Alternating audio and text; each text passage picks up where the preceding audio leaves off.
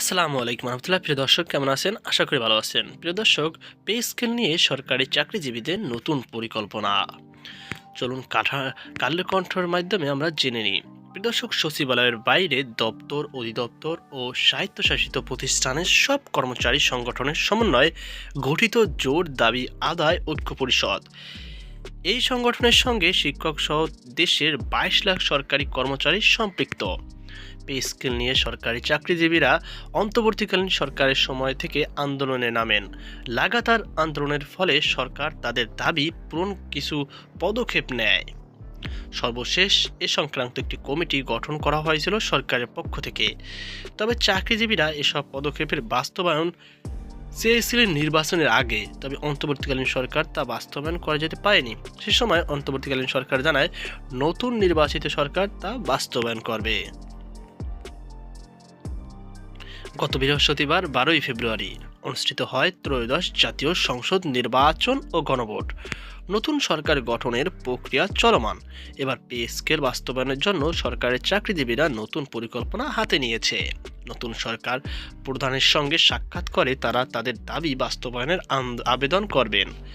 গত শনিবার 14 ফেব্রুয়ারি সরকারি দাবি আদায় ঐক্য পরিষদের মুখ্য সমন্বয়ক ওয়ারিস আলী গণমাধ্যমকে এই তথ্য জানিয়ে বলেন, নবম পে স্কেল বাস্তবায়নের জন্য আমরা সংগঠনের পক্ষ থেকে তারেক রহমানের সঙ্গে সাক্ষাৎ করব। তিনি আমাদের দাবি বাস্তবায়নের ফলপ্রসূ সিদ্ধান্ত নেবেন বলে আশা করছি। এর আগে ওয়ারিস আলীর নেতৃত্বে সংগঠনের পক্ষ থেকে তারেক রহমানের দপ্তরে আবেদন করা হয়। এ সংক্রান্ত আবেদন উল্লেখ করা হয়, দাবি আদায় ঐক্য পরিষদ সচিবালয়ের বাইরে দপ্তর, অধিদপ্তর ও স্বায়ত্তশাসিত প্রতিষ্ঠানের সব কর্মচারী সংগঠনের সমন্বয়ে গঠিত জোট। এই সংগঠনের সঙ্গে শিক্ষক কর্মচারী সহ 22 লাখ সরকারি কর্মচারী সম্পৃক্ত রয়েছে। শ্রদ্ধা ও কৃতজ্ঞতার সঙ্গে স্মরণ করছি 1971 খ্রিস্টাব্দের স্বাধিকার আন্দোলনের শহীদ যোদ্ধা, হত মুক্তিযোদ্ধা ও বৈষম্য বিরোধী জুলাই 2024 আন্দোলনের শহীদ ও আহতদের। এতে আরও বলা হয়, প্রজাতন্ত্রের কর্মচারী সরকারের সব উন্নয়ন কাজ বাস্তবায়ন করলেও আমলাতান্ত্রিক জটিলতায় ন্যায্য প্রাপ্তি থেকে বঞ্চিত। 2015 খ্রিস্টাব্দের বৈষম্যমূলক পে স্কেল দেওয়ার পর থেকে অদ্যাবধি এই সংগঠনের পক্ষ থেকে বৈষম্য নিরসনের জন্য বিভিন্ন সময় বিভিন্ন কর্মসূচি পালন করে আসছে। কিন্তু বিগত সরকার আমাদের দাবি পূরণ তো দূরের কথা, আমাদের সংগঠনের কথা আমলে না নিয়ে বিচ্ছিন্ন আইন প্রয়োগকারী সংস্থার মাধ্যমে জুলুম অত্যাচার চালিয়েছে। বর্তমান সময় বাজার মূল্য লাগামহীন ঊর্ধ্বগতি, সেবা খাতের ব্যয় বৃদ্ধি ও পরিবারের ভরণ পোষণের ব্যয় বৃদ্ধির দারুণ 11 থেকে 20তম গ্রেডের ভুক্ত কর্মচারী মানবেতর জীবনযাপন করছেন। তাই চলমান জীবনে বাস্তবতার নিরিখে প্রজাতন্ত্রের কর্মচারীদের 7 দাবির বিষয়গুলো আপনার সদয় অবগতির জন্য সাক্ষাৎ করে তুলে ধরার অভিপ্রায় ব্যক্ত করছি। 7 দাবি নামা: 1:4 অনুপাতে 12 ধাপে সর্বনিম্ন 35,000 টাকার বৈষম্যহীন নবম পে স্কেল বাস্তবায়ন করতে হবে। ইতিমধ্যে যাদের মূল বেতন শেষ ধাপে উন্নীত হয়েছে তাদের বার্ষিক বেতন বৃদ্ধি নিয়মিত করতে হবে।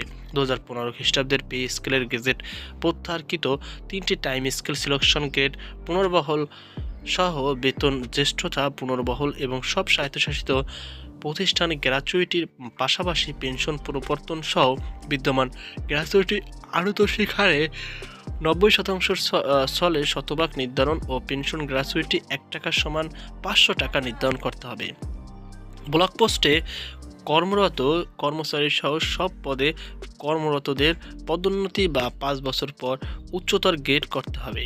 অধস্তন আদালতের কর্মচারীদের বিচার বিভাগীয় কর্মচারী হিসেবে গণ্য করতে হবে। এছাড়া টেকনিক্যাল কাজে নিয়োজিত কর্মচারীদের টেকনিক্যাল পদ মর্যাদা দিতে হবে।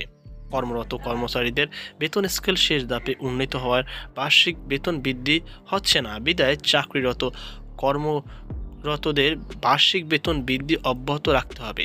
বাজার মূল্যের লাগামহীন ঊর্ধ্বগতি ও জীবনযাত্রার ব্যয় বৃদ্ধি এবং মুদ্রাস্ফীতির বৃদ্ধির বিষয়ে বিবেচনা করে দেয় সব ভাতা পুনর্নির্ধারণের সবল কর্মচারীদের রেশন ব্যবস্থার পরিবর্তন করতে হবে।